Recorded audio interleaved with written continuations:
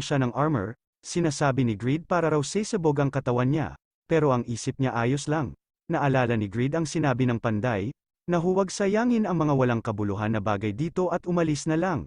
Sinasabi ni Greed na hindi siya mali, kahit sinabi niya na huwag sayangin ang pagkakataon. Ang mga abnoy na kaninang panagmamaliit sa kanya ay biglang mangha-mangha na ngayong sa kanya, at sinasabi pa ng maitim na lalaki, kailangan ko na humingi ng pasensya sa paghusga sa kanya kanina. Ang isang matanda na lalaki, na kasama nila ay sinasabi na espesyal siya, sigurado akong pwede siya maging kahanga-hangang menero. Lumabas ang notification na nakakuha ka na raw ng 170 iron, sumisigaw ito at sinasabi na ang persistence ang kanyang sandata. Si Greed ay naging level 1 na. May lumabas na notification na nagsasabi na level 1 ka na ngayon. Ang iyong stats na naayos na ang minimum, dahil sa minus level penalty, bumalik na sa normal na estado. Ang basic stats ng Pagma's Descendant ay pwede nang i-apply. Lumabas ang bagong information ni Greed, isa na raw siyang class Pagma Descendants at may titulong na One Who Became a Legend. Sinasabi ni Greed sa wakas raw ay bumalik na siya sa level 1. Ang normal na level 1 raw ay may total stat points dapat 22 lang, pero isa akong Pagma Descendant na may 165.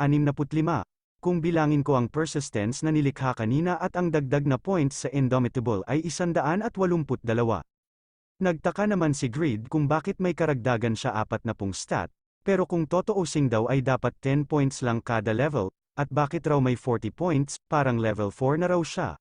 Mula sa minus 3 level hanggang level 1, isa raw itong kamangha-mangha. Bigla naman bumait ang panday at parang naging bakla ito.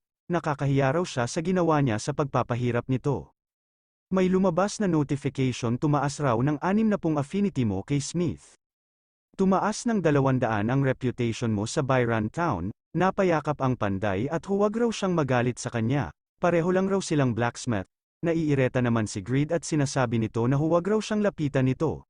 Sinasabi ni Greed kung maaari raw ba niya recommend ang ilang mga items na ibenta, tulad ng sinabi raw niya last time. Kailangan niya raw ng pera para sa carriage fare niya. Ihahanda raw ni Smith ang bagay para sayo. Nilabas ni Smith ang Java Arrow.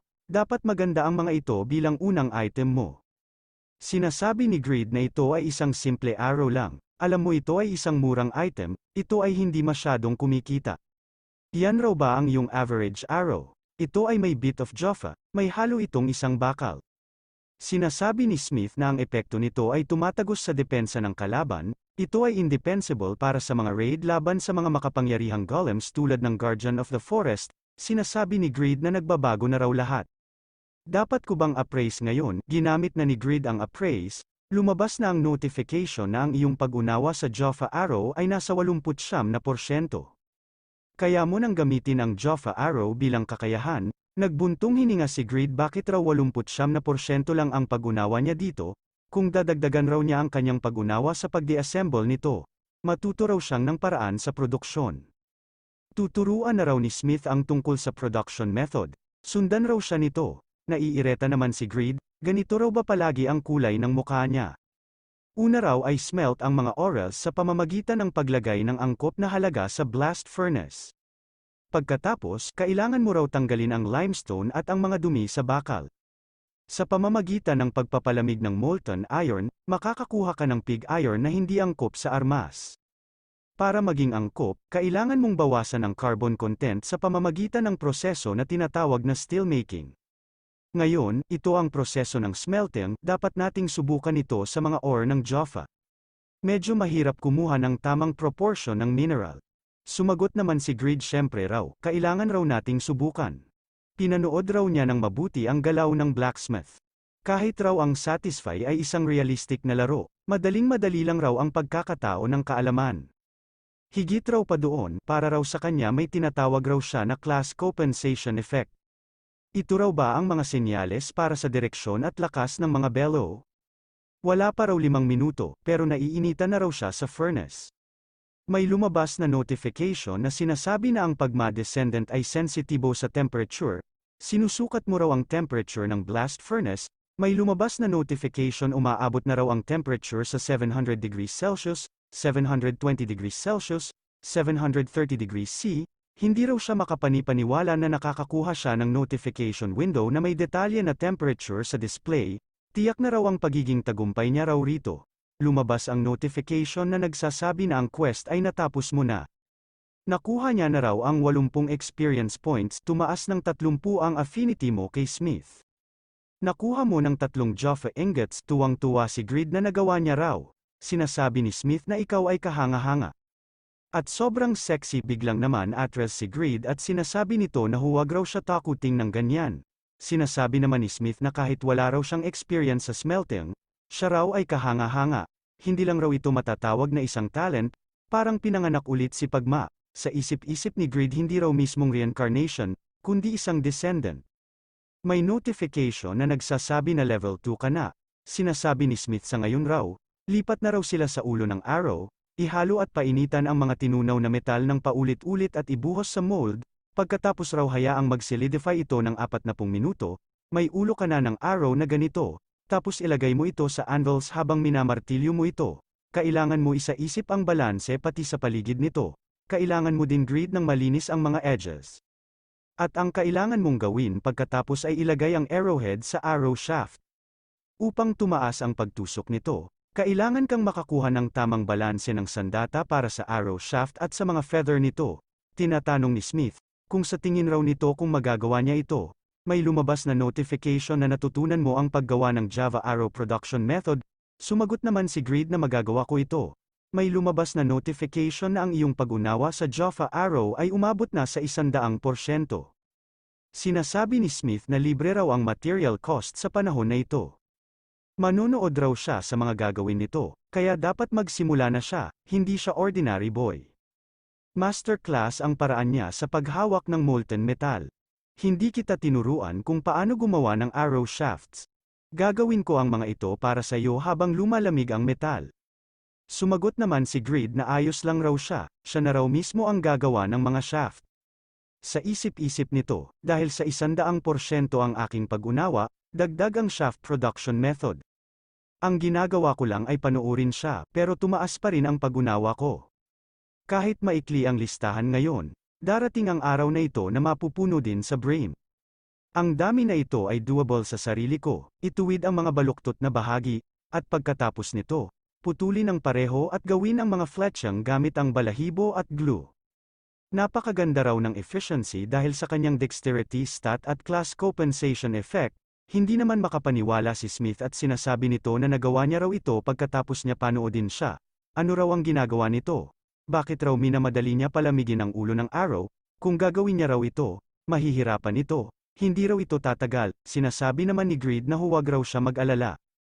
Plano raw niya tempering ang ulo ng arrow. Sinasabi naman ni Smith na alam rin niya ang tempering, pero medyo over the top para sa isang mamahaling na item. Wala na raw siyang panahon para gawin ito, at hindi ko kaya gumawa ng marami item gamit ang paraan na ito.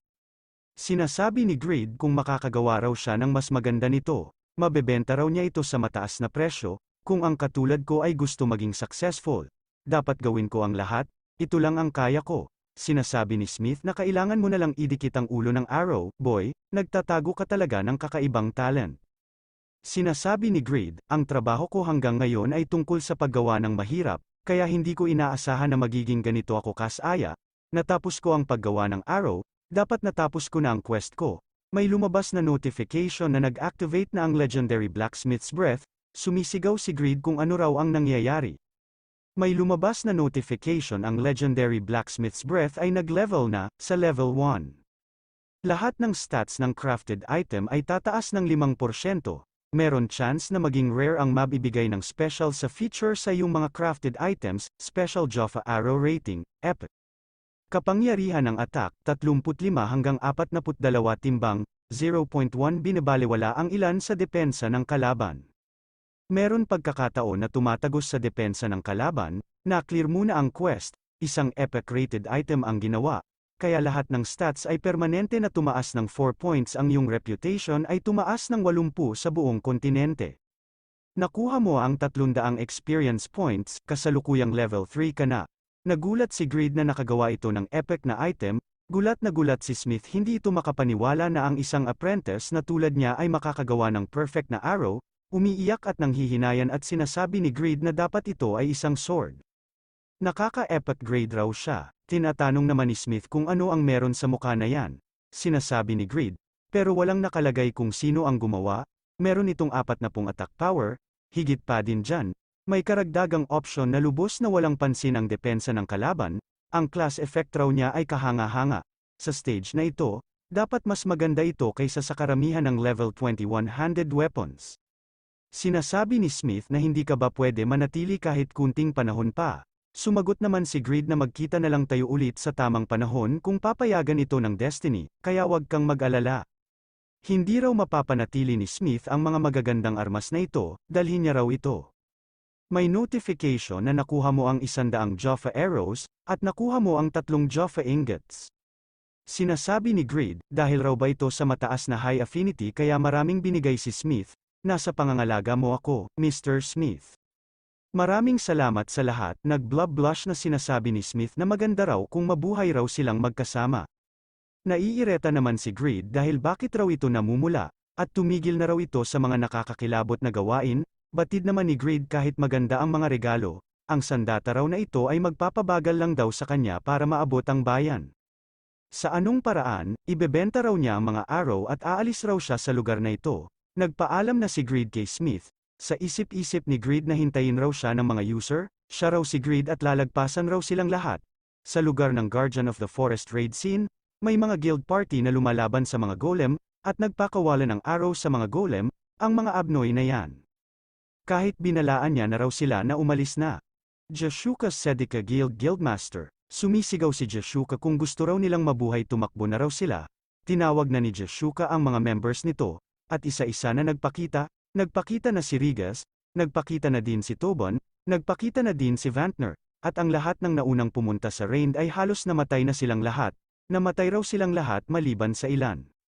Kahit raw makapture nila ito, lahat raw sila ay mamamatay lang sa boss, sobra lakas raw ng damage nito, kahit papaano raw kaya naman raw ito, paano raw ang loot. Makakakuha raw sila ng 30 black iron, auras, 7 orichalcum, auras at 1 blue orichalcum ore. Ito na ang lahat, sinasabi ni Rigas na ang Amethyst Shield na may pinakamababang drop rate ay hindi na lumitaw. Sumagot naman si Vantner pero at least raw nakuha nila ang Blue Orichalcum. Buong araw tayo nakipaglaban at natalo lang. Tinatanong ni Jashuka kay Tobon kung ilang ang namatay. Sumagot si Tobon kung kasama raw ang mga miyembro ng guild mga 75 na katao, habang ang pangunahing puwersa ay nakaharap ang boss. Dumami ang mga golem, na sumusugod sa atin. Batid ni Jashuka na ang hirap raw ng S-grade linked quest na ito, mas mahirap raw sa inaasahan niya. Kailangan raw nila ng ilang mga panukala. Sa Byran Village, sinasabi ni Jashuka na wala raw resulta muli ang 4th raid, at ang halaga raw ng Guardian of the Forest ay bumaba raw sa mga gumagamit. Sa raid raw na ito, mabababa ang kalidad ng mga gamit para sa mga hinaharap na raid. Ang Sedika Guild, ang guild na ito ay binubuo lamang ng mga high ranker bilang mga miyembro ng guild nito, pero dahil sa maliit na laki nito, maliit din ang kanilang fame kumpara sa kanilang mga ranking. Bago ang launch ng Satisfy, noong panahon ng Asterisk LTS, ang mga miyembro ay nasa 17 na ito. Dahil sa maliit na bilang nila, lagi sila nagsasagawa ng mga raid kasama ang ibang ordinaryong user, pero kahit ang paraang yan ay may limitasyon. Batid ni Tobon ang Amethyst Shield ay hindi raw nila mapapagpatuloy ang linked quest.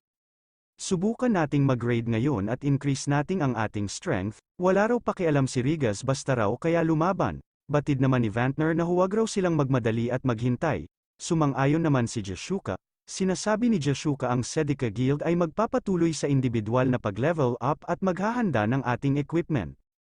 Sa 3 buwan sa oras na ito, ang hindi makakakuha ng 15 levels ay mamamatay. Si Rigas ay kailangan ng minimum na 20 levels, nakakatakot raw. Sinasabi ni Vantner masama para sa'yo, kilala mo siya, di ba? Ikaw ay magiging karne sa kanya. Pumunta si Jashuka sa shop at sinasabi sa tindiro na ipakita raw sa kanya ang mga Java Arrow. Hindi talaga maganda ang sitwasyon ng ating guild. Dati nakakapag-atensyon tayo sa simula ng laro, pero hindi na sila pinapansin. Sinasabi ni Jashuka na bumili na lang raw siya ng mga arrow. Anong meron raw sa moro na ito? Nagbebenta sila ng 3 beses na price sa Norman na 6 na silver per arrow. Biglang nagulat si Jashuka may nakita ito isang purple na item, isa raw itong epic grade. Hindi raw ito kapanipaniwala. Halos lahat ng blacksmith pinakiusapan ko na gumawa ng mga arrow, pero ayaw nila. Actually hindi pa ako nakarinig ng high-grade arrow noon. Higit pa raw, parang cheat ang performance na ito, pwede ito maging decisive weapon sa mataas na level sa laban. Una, kailangan ko mag-bet para dito, pero, sino raw sa mundo ang gumawa nito? Kung hindi ito ang top 2 blacksmith na rankers na si Panmir at si Steng, ibig sabihin naman nito, may isang blacksmith na lumagpas na sa level nila. Sinasabi ni Vantner na isipin niya raw ito, mukha seryoso siya. Alam mo naman kung ano ang personality ni Jeshuka, diba? Nung sinabi niya na papatayin niya tayo, siguro seryoso siya. Sinasabi ni Rigas kung paano raw kung hindi raw siya mag-level up ng 20 times sa loob ng 3 buwan, inaasar naman ni Vantner na babayaran na lang raw ang huling pagkain nito. Sumagot naman si Rigas na hindi raw ito nakakatawa. Lumabas sa chat room na may guild announcement sila. Biglang sinabi niya na maghanap raw sila ng blacksmith. Galit na sinasabi ni Rigas, pero sinabi niya na magpa-level up raw sila kanina. Ang guildmaster raw ba nila ay meron kunti sira sa ulo. Sinasabi ni Vantner kung nakita niya raw ba ang mensahe na ito. Ang galit raw nito ay hindi lang tumagal ng kahit isang segundo, may lumabas na message na ang user na yan ay may kakayahan na manalo laban sa Guardian of the Forest. Sinasabi ni Vantner kung sobrang sigurado niya sa sarili niya, hanapin natin yung blacksmith, ang aming maliit na team ng elites ay nakakapag-rank sa top 3 ng bawat klase ng rankings sa loob ng kalahating taon. Dahil sa pride na yan, hindi kami tatanggap ng mga new guild members. Kahit hindi kami sikat o maimpluwensya tulad ng ibang malalaking guild, ang ating lakas ay kinikilala ng lahat at may otoridad raw sila sa kanilang mga kamay. Kaya kami ang Sedika Guild, kung mas magaling siya kay Panmir at Steng dahil nagawa niya lagpasan ang orihinal na gumawa, ang lahat ng guilds sa paligid ng kontinente ay hinahanap nila ang user na ito. Kailangan raw nila mauna mahanap ito. Narinig mo na ba ang mga rumors? At sumagot naman ito kung totoo raw ba ito? At possible raw ba ito? Sinasabi ng lalaki na ang isang makapangyarihan guild ay lumilibot para maghanap ng isang blacksmith, tila gumagawa raw siya ng kamangha-mangha. Ang lahat ng nasa Satisfy ay pinag-uusapan nito. Nakikinig ka ba, Panmir? Panmir first place sa blacksmith rankings. Sumagot si Panmir, nakita ko lang ang balita. Isang epic grade arrow, ginawa ng isang master craftsman, na may magandang kasanayan at potensyal pero kulang sa karanasan at reputation, sabi nila. Kahit hindi ako tinatawag na master craftsman, sa mga description. Kahit 2 beses lang ito nangyari, ako ang unang tao na gumawa ng epic grade item. Ipinagmamalaki ko na nagsikap siya, higit kahit kanino. Pero sino ang taong ito? Nakikita nating si Greed na nasa real world at inaantok at kumakain ng cup noodles. At sinasabi nito kung kailang raw magbubukas ang labor office, sinasabihan ng lalaki ang mga labor na mag-ingat sila sa construction site, pumila at iisa-isahin raw niya silang lahat, naghahanap raw sila ng mga workers, magsasalita na sana si Greed kaso siningitan nito. Sa isip-isip ni Greed, bakit daw hinahayaan niya bulihin ang mga bata? Tinawag ng lalaki ang susunod. Kailangan raw nila ng 3 malakas na katawan na may karanasan. Sumingit na naman ito, galit at napapamura si Greed. Nandito rin raw siya para maghintay, huwag raw sila umakting ng ganyan, matatanda na kayo para umakting na parang bata, nagbuntong hininga at sinasabi ng lalaki, wala na kaming oras para mag-away kayo dyan, susunod na electric pulling work. May 110,000 won para sa isang tao, sinasabi ni Greed, grabe demanding naman nun. Sinubukan ko ito last year at pagkatapos ng work ko dito, at ang gastos sa gamot ay mas malaki pa sa kita. Sinasabi ni Greed na pas muna daw siya, loko-loko talaga tong matanda na ito. Bigla pa naman tinaas ang kamay ni Greed, hinihila at sumisigaw si Greed at sinasabi na mga walang hiya kayo. Hindi naman pinansin ng mga ito si Greed, nakauwi na si Greed sa kanilang apartment at sinasabi nito na nakauwi na raw siya pero makikita nating si Greed na mukhang bangkay. Tinatanong ng nanay ni Greed kung saan raw ito nagpunta. Itong umaga, kumain na raw ito ng almusal, sumagot naman si Greed na sa labor office raw, at late na raw ito umuwi. Pinapaupo siya ng tatay niya. Sa isip-isip ni Greed na nagmamadali raw siya at ano raw ang sasabihin nila. Kung ibabalik ko ang loan interest, 9,221 lang ang saving ko. Sinasabi ng tatay ni Greed na ibibigay namin sa iyo ang pera para sa iyong pang-araw-araw na sahod, kaya mag-break ka ngayon. Nagbuntong hininga na lang ito dahil 70,000 won lang ang binigay nila. Ang pang-araw-araw na sahod ay at least 90k ngayong araw. Sinasabi naman ni Sihi, "Oh my gosh, magpasalamat ka na lang na binigyan ka nila." At gamitin niya raw ito. Naihanda na raw niya ang panligo nito kaya mag-relax ka muna ng kaunti. Ngayong naisip ko na lagi siya umaalis ng umaga para magtrabaho sa tindahan ng gulay, hinihintay niya ba ako para lang makakain, meron raw siya mabubuting pamilya. Saka ama, bayaran mo ang utang ko. Biglang binato si Greed ng isang cup ng kanin, pumasok na ulit ito sa Satisfy, ang sarap magpahinga ng kaunti at maglaro, pero pagkatapos bayaran ko ang utang ko, zero na ang account saving ko. Hindi ako motivated, gaano kaya tumaas ang presyo ng Arrow, ang tanging asset ko. Kailangan ko na agad pumunta sa ibang nayon, nagbukas na ito ng kinita niya, at napakagat na lang ito sa kamay niya sa gulat, kahit epic grade lang ito, paano tumaas ito, kumpara sa normal na 6 na silver.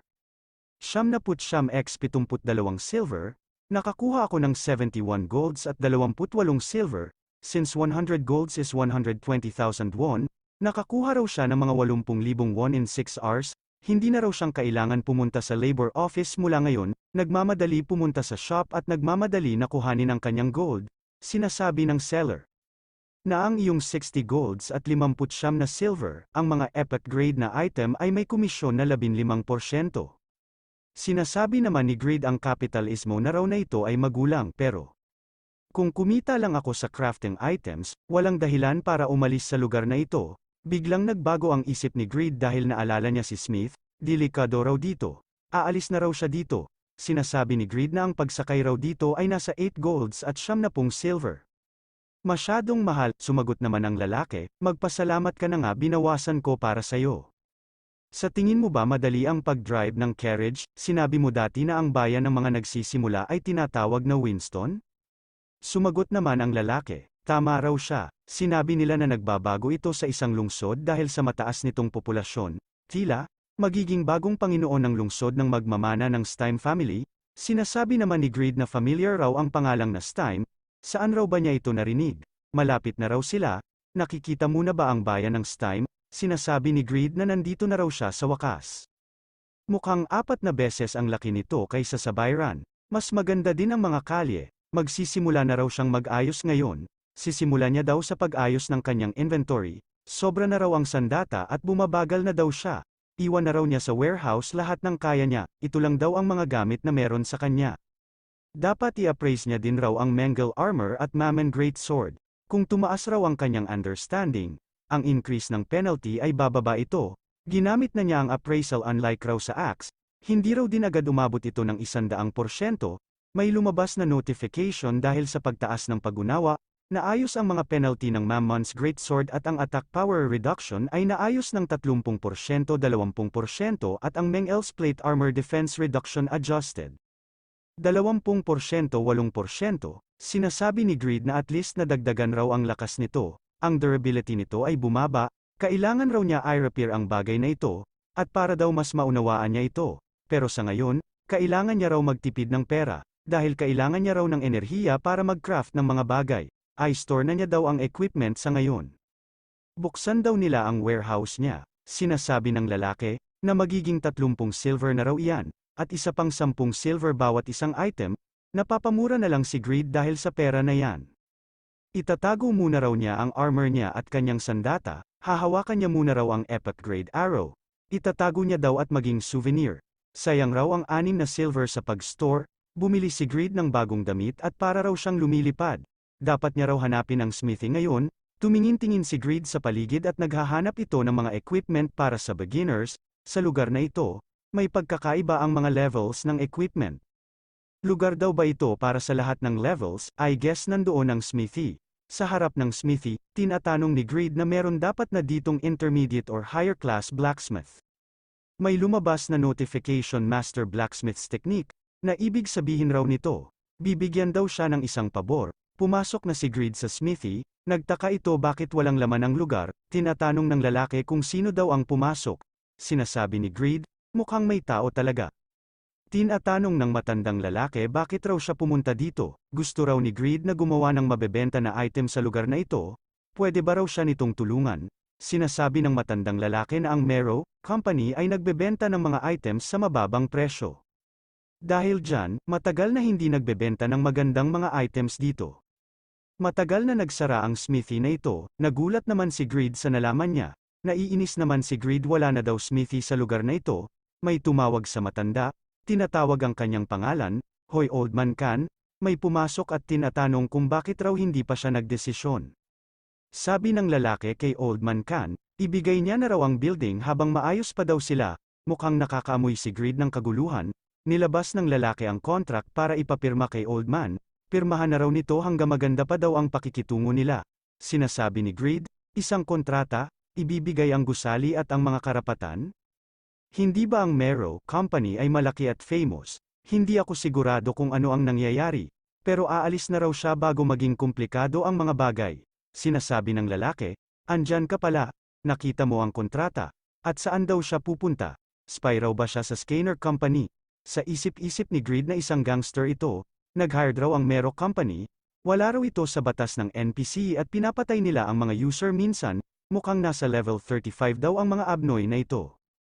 Huwag na daw siyang lumaban at kumilos. Sinasabi ni Greed na hindi raw siya spy, bago lang raw siya sa Winston, di niya daw alam na sarado ang smithy na ito.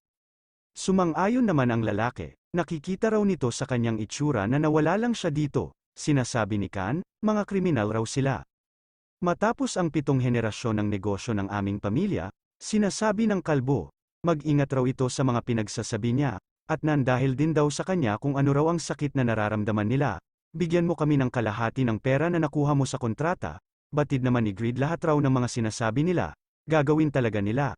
Sabi ng lalaki, anumang paraan, hindi ba ang iyong nag-iisang anak ay namatay sa isang karamdaman? Tigilan mo na ang pagmamatigas, ang lugar na ito ba ang kanyang libingan? Sinasabi naman ni Old Man Khan, na huwag daw nila isali ang kanyang anak, at itigil na daw nila ang basurang lumalabas sa kanilang mga bibig. Sa isip-isip naman ni Greed, huminahon lang raw siya, hindi daw siya isang hero, umalis na lang daw siya dito, wala daw siya pakialam dyan. Pero, magiging maayos lang ba ang matanda dito pag iniwanan ko siya? May lumabas na isang quest, ang Blacksmith's Rage has been created, ang galit ng blacksmith. Tanggalin ang mga minion ng Mero Company at sirain ang smithy transfer contract. Malinaw na mga reward, ang alcoholism ni Khan ay may improve sa max affinity with Khan. Quest acceptance reward, magkakaroon ka ng skill na Blacksmith's Rage. Quest failure, ilang araw mamamatay si Khan at lahat ng quests may kaugnayan sa kanya ay mawawala. Sinasabi ni Greed kung ano raw ba ito, isang quest sa sitwasyon na ito, sa tingin niya daw ang reward ay isang class skill. Obviously kailangan niya raw ito.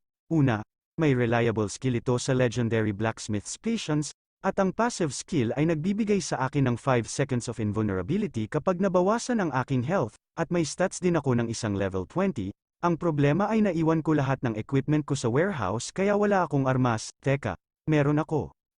At epic grade ito, kahit mababa ang attack power nito, basta ignore nito ang depensa ng kalaban may chance ako, nagsalita si Greed. Hindi ka talaga mapipigilang sa mga salita mo laban sa matanda. Nagulat ang lalaki sa nagsalita, nagtataka naman si Khan, bakit raw siya tutulungan nito?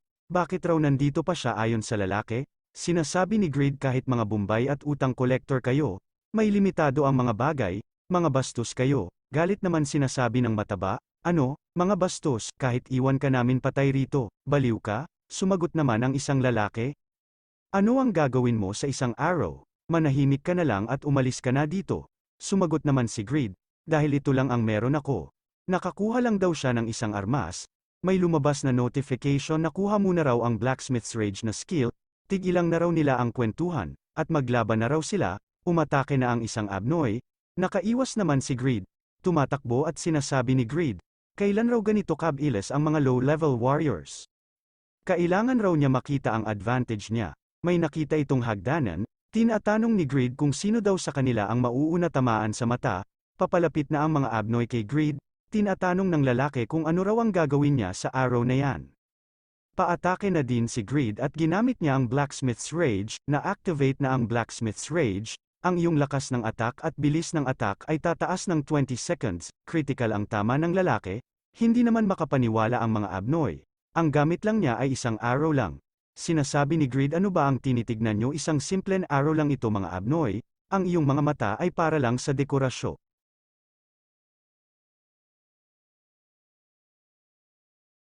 Lumabas ang notification na na-activate na ang Blacksmith's Rage, ang iyong lakas ng attack at bilis ng attack ay tataas ng 20 seconds, kahanga-hanga raw ito, nakatama raw siya ng 2 hits salamat raw na dagdagan ang lakas at bilis nito.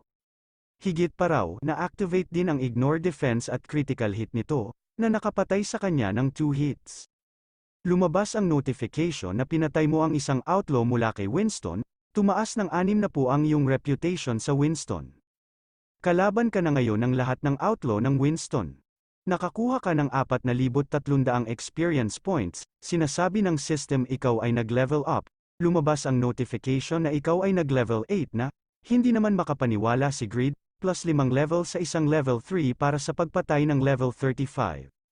Nasa 110 na raw ang stat points niya ngayon, ang mga abnoy na ito ay may mataas na attack power pero mababa ang depensa, para matalo ang mga natitira, kailangan niya raw maglagay ng mga points sa strength at agility, dahil may 4 pa rin ang natitira, gagamitin niya raw lahat dito.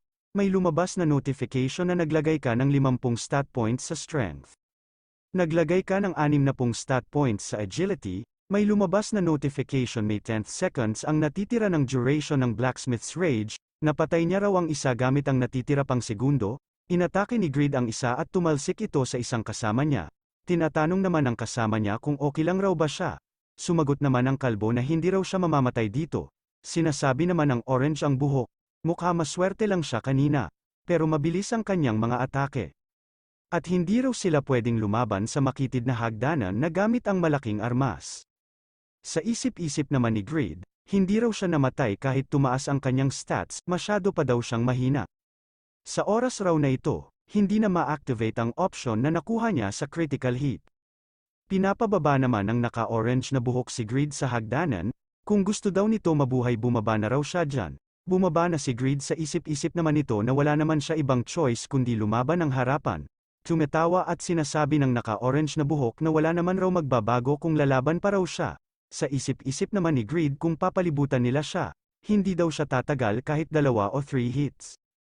Pero may backup plan pa rin daw siya, mababa na daw ang health niya at malapit na raw sa 0 ang depensa niya, pero kung papalibutan daw nila siya, kaya niya raw silang patayin lahat ng sabay-sabay, ang kailangan niya raw ang health niya para matagalan ang laban, kaya yung lang daw ang kailangan niya. May lumabas ang notification na activate na ang legendary Blacksmith's Patience. Tataas ng 200% ang iyong health at defense at dexterity ng isang oras. Nagpapasalamat naman ang naka-orange ang buhok, dahil sa pagbibigay nito ng oras, bayaran niya raw siya ng buong presyo para sa pagpatay niya sa kasama nila. Inactivate ang legendary Blacksmith's Patience, tinatanong naman ng naka-orange na buhok kung handa na raw ba siyang mamatay. Lumabas ang notification na ang legendary Blacksmith's Patience ay nabigo na mag-activate. Sinasabi naman ni Greed, hindi pa daw siya handa, sumugod na ang kalbo at sinasabi mamatay ka na bastard. Nakaiwas si Greed at sinasabi na malaking failure ito, may activation condition daw ang skill niya. Nagsama-sama na ang mga abnoy para atakehin si Greed, hindi naman nakaiwas si Greed at tinamaan ito, uminom agad ito ng red potion, at sinasabi na ang aking max health ay nasa 316. Bakit kailangan daw niya uminom ng intermediate potion na nagpapagaling ng 1,500 health? 20 seconds hanggang magamit daw niya ang susunod. Kung hindi raw siya sasabay, mamamatay siya, hindi naman niya namamalayan na may papalapit sa kanya, buti na lang daw na block niya ito gamit ang arrow na gamit niya, pero hindi ito sapat para ma-block ang atake ng kalaban, may lumabas na notification na nakatanggap ka ng 200 na pinsala. May kasunod agad na paatake sa ibang mga kasama nito, pero nakaiwas naman si Greed, sinasabi ni Greed na wala siyang pagpipilian kundi gumamit ng potion, may lumabas na notification na gumamit ka ng intermediate strength potion, tumaas ng 50 ang iyong lakas sa loob ng 5 minuto. Gumamit ka ng intermediate agility potion, tumaas ng 50 ang iyong agility sa loob ng 5 minuto. 10 gold raw para sa isang bote, nasa 24,000 won ang lahat, sayang lang raw ang pera para sa malaking pagkain sa B-grade quest. Sumisigaw ang naka-orange na buhok na lapitan niyo siya, mabilis lang naman naiwasan ang mga pag-atake ng mga kalaban, sinasabi nila na madulas daw siya at parang ill. Subukan ninyong iwasan hanggang sa kaya nyo, nahihirapan si Greed, dahil nagsabay-sabay sila at kahit raw na nakabuff na siya, kailangan niya daw ng oras para makapagpahinga, at ang legs niya daw ay namamanhig na, Nagtaka naman ang mga Abnoy bakit raw ito huminto. Tumatawa sinasabi ni Greed, mas mahirap sa akala mo, no? Hindi kita papatayin, kaya umalis ka sa kontrata. Sumisigaw na sinasabi na huwag raw silang kausapin. Pinatay niya raw ang kasama nila na si Neil. Alam niya raw ba ito? Wala daw sila pakialam sa kontrata, papatayin daw nila siya. Sumagot naman si Greed, hindi ka talaga magsisisi. Sinabi niya daw na hahayaan niya na sila. Sa isip-isip ni Greed na halos tapos na daw ang cooldown na potion effects, hahayaan niya muna daw magpatuloy ang mga usapan. Sinasabi ng lalaki na tumigil na raw siya sa kagaguhan. Siya lang daw ang mamamatay, tignan niya raw ang kanyang sarili. Paano niya raw papatayin ang sinuman sa kanila gamit ang paa na iyan? Bigla naman umatake si Greed at napatay niya ang kanina pa nagsasalita. Paano niya daw siya napatay? Nagulat naman ang dalawang mga Abnoy. Sinasabi ni Greed kung sino daw ang nagsabi sa iyo na bitawan niyo ang iyong mga guard. Hindi raw sila close para magkaroon ng malalim na usapan. May lumabas na notification na napatay mo ang Outlaw Johnson, nakakuha ka ng 4,300 experience points, tumaas ang level mo. Sinasabi ng naka-orange na buhok. Nagtataka sila kung bakit kinakausap sila kanina pa. Isang bitag lang pala ito, isang ipis raw ito, biglang umatake na ang lalaki, at sinasabi mamatay ka, talkative bastard. Sinasabi ni Greed na sumugod raw siya na walang guard, level 11 na daw siya ngayon at iba na siya sa kanina. Nagtaka naman si Greed biglang si Kalbo ang tinamaan niya at sinasabi ng Kalbo. Saksakin pa raw siya kahit ilang pa ang gusto niya. Hindi daw nila hahayaan mamatay siya ng ganung-ganung lang kadali.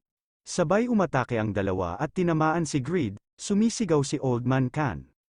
At sinasabi nito kung ayos kilang bata, sa isip-isip ni Greed na kailangan niya raw ng kunting oras para uminom ng potion. Niyakap ng Kalbo si Greed at sinasabi nito na tatakbo ka na naman. Munting insekto, nakita ni Greed ang mga pasugad at sinasabi nito na mamamatay na raw siya this time. Tapos na daw siya dito, meron siyang napansin na isang armor sa taas. Biglang sinaksak naman ni Greed ang Kalbo sa likod nito. Habang sumisigaw ang naka-orange na buhok, binato niya ito ng arrow. Batid ng lalaki malakas raw ang pagkakabato niya rito, at sinasabi niya umaakyat ulit ito sa taas. Sa isip-isip naman ni Greed kung bakit ngayon lang raw nangyari ang critical sa pagbato niya. Sinasabi ng naka-orange na buhok bakit niya raw tinapon ang sandata niya, at mukhang nagmamadali ito. Sinasabi ni Greed na ituloy niyo lang ang kadaldalan niyo. Sumisigaw at sinasabi ni Greed kay Khan, na kung gusto nito protektahan ang Smithy. Sumagot naman si Khan na siyempre kung tutulungan niya daw siya nito, talagang poprotektahan niya daw ang lugar na ito. Hihiramin lang daw ni Greed ang kanyang armor. Napasigaw naman si Khan, ang armor na yan ay walang makakasuot yan kahit sinuman. Hindi raw ito maaari magamit sa floor na ito. Sinasabi ng lalaki, hindi na kailangang magbabala. Tapos niya na isuot, sabay-sabay na silang umatake kay Greed, tinatanong ni Greed sa kanila kung narinig nila ang salitang overgeared. Isang was-iwas lang ni Greed patay na ang mga Abnoy, may lumabas na notification na napatay mo ang mga outlaw na si Praga, at Vale. Tumaas ng 220 ang reputation mo sa Winston, nakuha mo ang 15,200 experience points, ang affinity mo kay Khan, ay nasa max na, at tumaas na ang level mo. Nagmamadali at tinatanong ni Khan kung ano raw ang nangyari at ayos lang daw ba ito. Nagulat si Khan sa nakita nito. Sinasabi ni Greed kay Old Man Khan na ito ay kahanga-hanga. Bakit daw tinatago ang mga bagay na ganito sa maalikabok na corner? Lumabas ang notification na ang pangalang ng item ay Valhalla. Rating, unique mga restrictions ng user, level 250 o pataas. Lakas 800 o pataas, stamina 1,000 o pataas, advanced heavy armor mastery. Creator, Albatino, name ng item ay Dynalafref's Postsheet. Rating, unique mga restrictions ng user, level 250 o pataas, lakas ng 1,800 o pataas, advanced sword mastery. Creator, Albatino, batid ni Greed na si Albatino ay hindi ka panipaniwala. Nagtataka na sinasabi ni Khan, bata kilala mo ba si Albatino? Alam mo ba kung gaano kahalaga ang item na ito? Nalaman mo pa kung sino ang creator name? Sinasabi ni Greed, nalaman lang raw niya sa pagtingin sa equipment na ito, natamba bilang si Khan sa pagkagulat at sinasabi ni Greed na high blood pressure ba siya? Bigla siyang nahimatay dahil siguro alcoholic siya. Kaya mag-ingat ka pag matanda ka na. Simula nang cleared ko na ang quest na ito dapat tumigil na ako sa pagiging nosy. Maghahanda na raw si Greed sa susunod na quest, Biglang naalala niya ang quest niya at na-realize niya bigla na may quest pala ito. Pilit ginigising ni Grid si Khan dahil may quest pa ito. Huwag muna raw itong mamamatay. Nagtataka at sinasabi ni Valmont na nawala ang mga gangster na pinadala nila sa smithy. Tumakas ba sila pagkatapos makuha ang pera? Humingi naman ng apologize ang lalaki dahil siya ang nag-recommend ng mga gangster na ito. Sumagot naman ito at pinapatahimik ang lalaki dahil siya raw ang may responsibilidad. Sinasabi ni Valmont, hindi dapat raw malugi ang merchant. Bayaran niya daw siya para sa advance payment at compensation para sa failed commission. Wala daw pera ang lalaki, bigyan niya raw ito ng isa pang chance, kung wala raw itong pera, sinasabi ni Valmont na kailangan niya daw kumita. Dapat raw ibenta niya ang maraming members ng pamilya niya sa slave market. Pinag-utos ni Valmont na ilayo na nila ang lalaki sa kanya, nagmamakaawa naman ang lalaki, tinatanong ni Valmont kay Rabbit kung ano ang nangyari. Sumagot naman ito, hindi niya daw alam. Sigurado daw sila na umabot sila sa smithy, pero nawala sila pagkatapos. Rabbit Valmont's strategist, batid ni Valmont na kailangan daw nila makuha ang lahat ng smithy sa village na ito, dahil hindi raw nila makuha ang isa na yan. Saan daw ba si Old Man Khan? Sa isip-isip ni Rabbit na iniwan niya ang isang loyal na subordinate na nagsisilbi sa kanya ng 10 taon. Mayabang at malupit talaga, sumagot naman ito sa tanong ni Valmont, 2 oras ang nakaraan, dinala siya sa klinik ng isang hindi kapamilyang bata.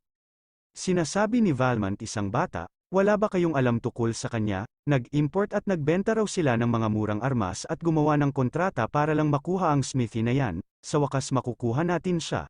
Hindi natin pwedeng palampasin ang pagkakataong ito. Inutusan na niya si Rabbit at sinasabi na siya na raw ang bahala ngayon. Sumang-ayon naman si Rabbit.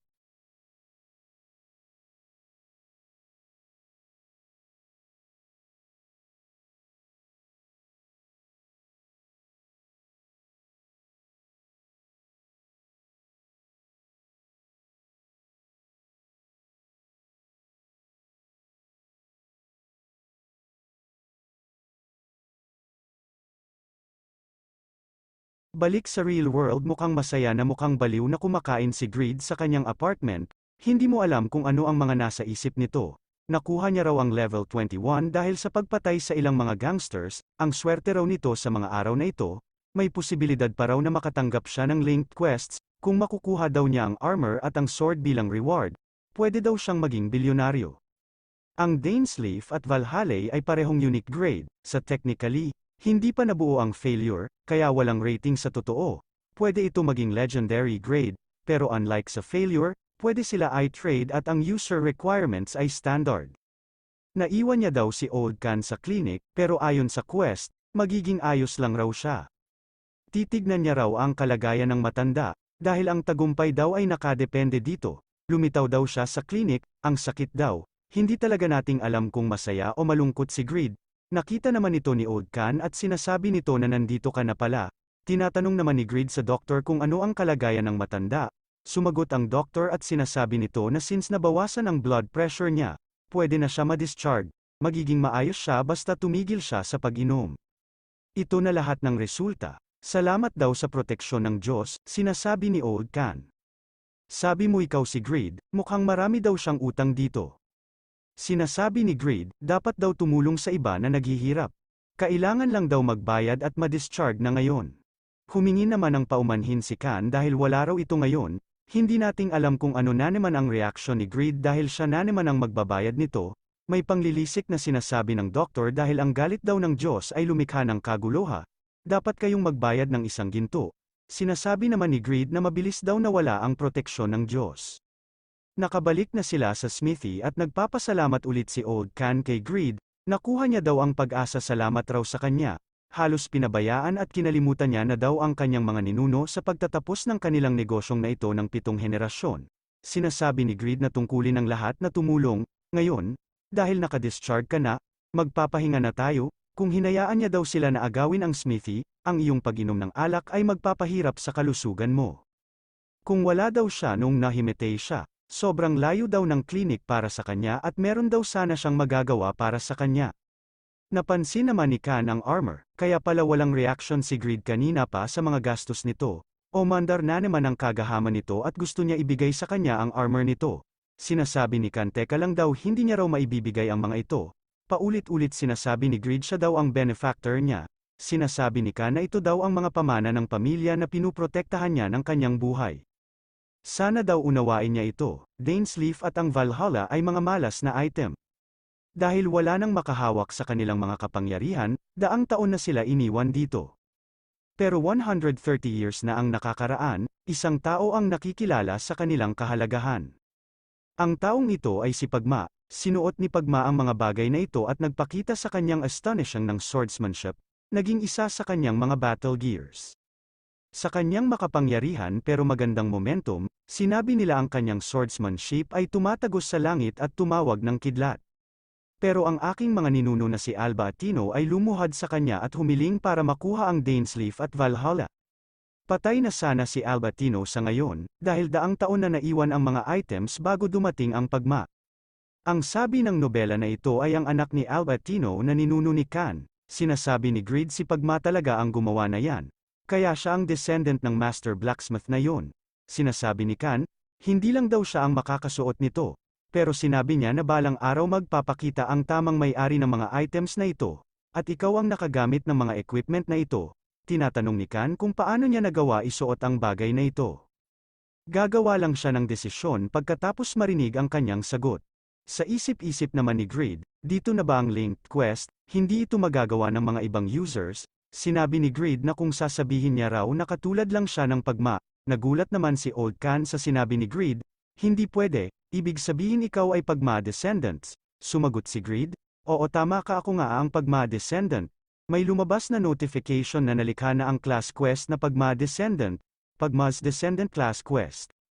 Sundin ang Pagma's swordsmanship at kolektahin ang lahat ng legends tungkol sa Pagma, walang time limit. Kung tatanggapin mo ang Legendary Class Quest, hindi mo na mapapalitan ang iyong klase muli.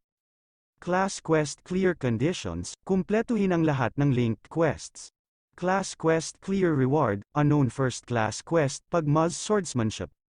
First Class Quest Clear Condition, alamin ang Pagma's Swordsmanship. First Class Quest Clear Reward, Dainsleif Reproduction. Galit na sinasabi ni Greed na hindi mo ba sila ibibigay ngayon? Sinasabi ni Khan na kailangan daw nito na patunayan kaya unawain raw niya ito. Sa isip-isip ni Khan, nakilala ko ba ang isang descendant ng legend tulad ng kung paano nakita ng aking ninuno ang isang legend?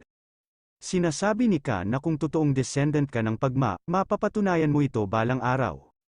Mag-toast tayo sa ating pagkikita. Sinasabi ni Greed, huwag muna raw ang alak. Bawal daw ang mga ito hanggang matapos niya raw ang quest. May nagsalita kung may tao daw ba sa loob. Nandito daw ba si Khan? Si Rabbit pala ang dumating, at nandito daw siya para daw sa Merok Company. Sinasabi ni Greed, Merok Company. Pumunta daw ba siya dito para palitan ang mga gangster? Itago daw nila ang alak sa kanyang inventory dahil maaari niya daw ibenta ang mga ito sa halagang 2 ginto. Sinasabi ni Khan na tumuloy daw siya at mag-usap sila. Sinabi daw nila sa akin na hindi ka makabayad ng utang na 600 golds. Batid naman ni Khan na totoo ito pero hindi niya daw maibibigay ang smithy, kaya umuwi na raw siya. Sinasabi ni Rabbit na sa totoo daw, nandito siya para bigyan daw siya ng isa pang chance. Kung ibibigay niya daw ang smithy, ginagarantiya daw nila ang mataas na sweldo at ang operating rights dito. Sumagot naman si Khan na sinasabi niya ba ito sa kanya na maging aso ng Merok Company. Sinasabi naman ni Rabbit na ang mga term na ito ay hindi makukumpara sa noon. Tinatanggihan mo ba, batid ni Khan na ang affair daw na ito ay hindi tungkol sa kanyang trabaho. Ito ay tungkol sa pagprotekta sa smithy ng kanyang ninuno. Sa isip-isip ni Rabbit na ang kanyang pride ay katulad ng sinasabi ng mga rumors. Kung wawasakin daw nila ang pride niya, mapapasunod kaya nila siya. Sinasabi ni Rabbit kung magkaroon daw sila ng kompetisyon, ilagay ang utang at mga karapatan. Ang aming blacksmith laban sa iyo, kung ang blacksmith na mas qualified pa sa iyo ang mananalo, ibibigay mo ang smithy sa amin. Ano raw ba sa palagay niya? Sa isip-isip ni Greed na mukhang magandang daw ang kondisyon, pero sigurado daw siya na magpapadala sila ng craftsman na mas magaling pa kay Khan. Tingin niya ba kami ay mga tanga? Sinasabi ni Khan kung mangyayari yan. Convinced na raw siya. Nagulat si Greed sa sinabi ni Khan. Sinasabi ni Khan pero, dahil daw siya ay kinakalawang na dahil sa sobrang tagal, ipapadala ko ang aking successor. Sumasang-ayon ka ba? Batid ni Rabbit na narinig niya na wala kayong successor. Sinasabi ni Khan na nandito raw ang kanyang successor. Nagulat at galit na galit si Greed. Anong sinasabi mo? Matanda ka? Sino ka para magdesisyon? Sinasabi ni Rabbit na nakikita niya daw na isang tambay lang siya dito. Ayos ka lang ba talaga dyan? May lumabas na notification na ang quest ay item production competition with the Mero Company. Isang A-quest being created. Ang item production competition with the Mero Company, A-quest. Quest clear conditions, manalo sa kompetisyon laban sa Mero Company. Clear reward, reputation sa Winston plus 500, tataas ang affinity sa mga residente ng Winston, reward 600 golds. Quest failure, ang reputasyon sa loob ng Winston ay bababa sa minimum. Ibibigay ni Khan ang smithy sa Mero Company. May lumabas na notification kung gusto mo bang tanggapin ang quest na ito. Natataranta na sinasabi ni Greed na sandali lang. Sinasabi ni Rabbit, bata kung wala kayong related. Umalis ka na dito, huwag kang magpapadala. Sinasabi ni Greed kung minamaliit nyo daw ba siya. Sumagot naman si Rabbit na iintindihan niya na daw. Sasabihan na lang daw nila sa kanila kung saan ang lokasyon. Humingi naman ng pasensya si Khan kay Greed. Kinakailangan niya daw protektahan ang smithy. Sumagot naman si Greed, huwag raw ito mag-alala na iintindihan daw niya ito. Sinasabi ni Greed na dahil masaya raw siya na ibenta ang kanyang kaluluwa ng 720,000 won. Ito ay isang A-grade item production competition with the Mero Company quest. Kung ito ay isang combat-related quest, imposible ito para sa isang level 21 na katulad niya. Nagyayabang si Greed at sa isip-isip niya na isa siyang legendary blacksmith na gumawa raw ng epic grade item. Makakakuha raw siya ng 740,000 won, hindi daw ito magiging problema. Sinasabi ni Khan na may ilang materials daw siya na natitirang mula sa saradong shop, pwedeng raw silang magsanay sa mga ito. Tinatanong ni Greed, by the way, bakit ayaw mong mag-report sa mga nangyayari na ito sa Panginoon? Sinasabi ni Khan na ang Panginoon ay bahagi ng lahat, nasuhulan siya ng Mero Company. Tinatanong ni Greed, kung hindi ba bahagi ng Winston ang teritoryo ng Earl's Time? Sinubukan raw ba niya na mismong hanapin ang Earl? Sumagot naman si Khan na nag-appeal raw siya at hinanap niya siya. Pero ang Panginoon ay namamagitan sa bawat oras at hindi raw siya nagtagumpay. Sinasabi ni Greed na huwag raw siyang mag-alala, mananalo daw siya sa kompetisyong na ito. Kahit iniwanan raw siya ng gagawin ito, pinagkatiwalaan niya raw siya. Sumagot naman si Khan na syempre daw. Salamat raw sa pagpapalakas ng kalooban niya, kung buhay daw ang anak niya, magiging mabuti na tulad mo. Sinasabi ni Greed na huwag kang umiyak at halika na. Mawawala ang iyong pag-aalala kung makikita niya raw siyang na mag-bellows. Sa isip-isip ni Greed na bakit raw siya naging mabait hindi tulad ng usual self niya. Kung si Khan ang kanyang raw na lucky gold mine, hindi niya raw namalayan. Pero pinapaalala raw sa kanya ni Old Khan ang kanyang lolo. Ang kanyang magaling na salita at ugali ay magkatulad. Lumaban sa apoy at bakal kasama ng taong mahal ko. Ang mga sandaling katulad raw na ito ay nagpaparamdam ng katotohanan. Bumalik na si Young Wo sa real world, sinasabi ni Young Wo na 4 AM pa rin. Dapat raw ba siyang matulog pa ng 30 minuto, 2 araw daw siya sa loob ng laro. Pero maganda daw ang resulta ngayon, iba ang karakter ni Khan kaysa kay Smith sa Byron. Wala siya sa kanyang normal na kalagayan, pero ang kanyang mga kasanayan ay outstanding parang advanced blacksmiths. Gusto niya raw makita si Khan, at gusto niya raw matuto mula sa kanyang, napapaisip naman si Greed. Nababaliw na ba siya? Lumabas na si Young Wo sa kanyang kwarto at binati niya ng magandang umaga ang nanay at tatay niya. Sinasabi ng nanay ni Young Wo na maaga raw siyang nagising ngayon. Tinatanong niya kung nakapagpahinga ba ito ng maayos. Sinasabi ni Greed na mas magkakaroon raw siya ng energy kung may eel daw sa breakfast. Tinatanong ng tatay ni Greed kung bakit gusto niya kumain ng eel kung wala naman raw itong girlfriend. Kuya Kim pasok, kaunting kaalaman, ang pagkain daw ng isang eels ay mahusay raw sa stamina sa yugyugan sa gabi lalo pagpatay ang ilaw. Sinasabi ni Greed na nakaka-offensive raw yan. Madali lang daw siyang makakuha ng girlfriend kung gugustuhin raw niya. Nagtataka at sinasabi ng nanay ni Greed na confidence na makipag-usap ang kanilang anak ngayon. Tinatanong ni Greed kung kamusta na daw ang lolo niya ngayon. Nagulat ang nanay at tatay ni Greed. Tinatanong ni Greed bakit raw ganyang ang reaksyon nila. Sumagot naman ang tatay ni Greed. Hindi wala ito, nagulat lang kasi kami dahil kailanman hindi ka nagtatanong tungkol sa kanya. Maayos siya, puntahan natin siya sa susunod sa isip-isip ni Greed. This time pupuntahan niya siya. Kinabukasan, sa Mero Company. Galit na sinasabi ni Valmont, Ano ang sinasabi mo, bakit raw niya ito ginawa at hindi raw kinakailangan na bagay? Rabbit, isang smithy ang magiging sa amin, basta hindi siya makabayad ng utang. Bakit raw siya gumawa ng unnecessary arrangement at binigyan niya ito ng isa pang chance? Seryoso ba raw ito nang nag-deal siya kay Khan? Sinasabi ni Rabbit na sa kasalukuyang masama raw ang ginagawa ng business district dahil kinuha ng Mero Company ang mga ari-arian ng mga residente. Isaalang-alang ang matagal ng negosyo ng Mero Company, mas mabuti na maging maayos sa mga residente. Galit na sinasabi ni Valmont na sinubukan raw ba nito na turuan siya ng isang lesson. Siya raw ang nag-iisang bumili ng mga shitty land and those rights. Yung baang walang malasakit bastard, sa isip-isip ni Rabbit na ito raw ang limit ni Valmont. Mas mahirap ito para sa Mero Company na lumago pa, sinasabi ni Rabbit na lubos na iginagalang ng mga residente, dahil si Khan lang ang nag-iisang lumalaban sa kumpanya. Dapat raw silang gumawa ng impresyon na ibinibigyan natin siya ng isa pang chance at sa kanyang kasanayan ng isa pang pagkakataon. Sa paraan raw na ito, mapapalawak at mapapaganda raw nila ang imahe ng kumpanya. Tumetawa na sinasabi ni Valmont na ang kumpanya ay maaaring maakit ang mga loyal na customer.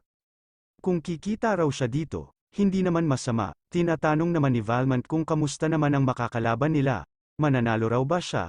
Sumagot naman si Rabbit na ayon sa ating investigasyon, ordinaryong bata lang siya na walang reputation. Naghanda na kami ng isang craftsman na tiyak na mananalo ito para sa atin. Sinasabi ni Valmont na halos tapos na at perfect na ito. Lubos nating sisirain sila, sa isip-isip ni Rabbit na kahit ikaw ay walang pangalan, ipapadala raw nila ang kanilang pinakamahusay na blacksmith na haharapin niya. Ang ganitong uri ng unknown variable ang pinaghahandaan ko. Hindi naman makapaniwala ang matanda na ang Boney Boy raw na yan ang kanyang alaga, mukhang inosenteng bata lang daw siya para sa kanya. Sinasabi naman ni Khan kahit ganyang raw ang kanyang mukha, pero kahanga-hanga pa rin siya. Sumisigaw naman si Greed, tumahimik raw sila. Tinatanong naman totoo raw ba? Biglang may pumasok at sinasabi na may notice daw sa lahat ng bayan. Sinasabi ni Khan, hindi ito ang katotohanan, bakit ang gulo? Sinasabi ng lalaki na iniisip namin na mas maganda ang company kaysa sa ating akala. Sinasabi ng lalaki, nakikita natin kung paano naman sila gumawa ng competition, tila totoo na may respeto sila kay Mr. Khan. Sumagot naman ang isang lalaki. Dahil sinasabi nila na magkakaroon ka ng mga karapatan sa operating, totoong nagsisikap sila para makasama ang mga residente. Sa isip-isip ni Greed na totoo, kahit nagpadala raw sila ng mga gangster sa kanila, marami akong nararamdaman na notice, baka maging magandang company sila. Pinunit naman ito ni Khan. Sinasabi ni Khan na ang Mero Company at ang mga lupa at ang mga district ng mga negosyo at dinala tayo sa kahirapan. Nakalimutan niyo na ba ang kahirapan na dinaranas natin dahil lang sa maling papel? Sumagot ang lalaki na totoong nakakaawa talaga kami. Sinasabi naman ng lalaki, tingnan mo yan, niloko ka na naman. Hindi ito ang first time na backstab nila tayo. Sa isip-isip ni Greed na tama sila, halos niloko din nila ako. Wala talaga utak si Greed, going to flow lang. May nakisawsaw na lalaki at sinasabi nito na ayon sa narinig niya binili ng Mero Company ang mga lupa at commercial na lugar mula sa mga residente. Sino raw ang hindi nakakaalam sa Winston Development Plan? Tama raw ba siya? Noon raw ba, pinilit ka ba nila na magbenta sa kanila? May napansin si Greed sa lalaking ito, meron daw itong green sa ulo, isa itong user, at sinasabi ng lalaki. Pagkatapos na palitan ng pera ang mga lupa, pinplano ninyong umalis sa nayon, ngunit nagpa siyang manatili dahil sa mga development plans. Ang sitwasyon na ito ay dahil sa iyong self-interest, at hindi ang kasalanan ng Mero Company. Sumisigaw ang lalaki at sinasabi na bastard. Isang outsider ang sinusubukan na magsalita ng ganyan. Spy raw ba siya ng company? Sinasabi ng lalaki na hindi raw siya nandito para makipag-away. Ang unang prioridad niya ang kumpanya, halata na kita basta aminin mo ang katotohanan. Maaari kayong gumawa ng symbiotic relation with the company. Kung sa lahat, hindi tatagal ang kumpanya na walang mga residente. Sabi ng lalaki na tama siya, kung kumikita ang company, makakabuti din ang ating sitwasyon. Sa isip-isip ni Greed na ang conversation ay nagbago nung dumating ang lalaking ito. Sino raw ba ang lalaki na yan, at ano ba ang lalaking ito?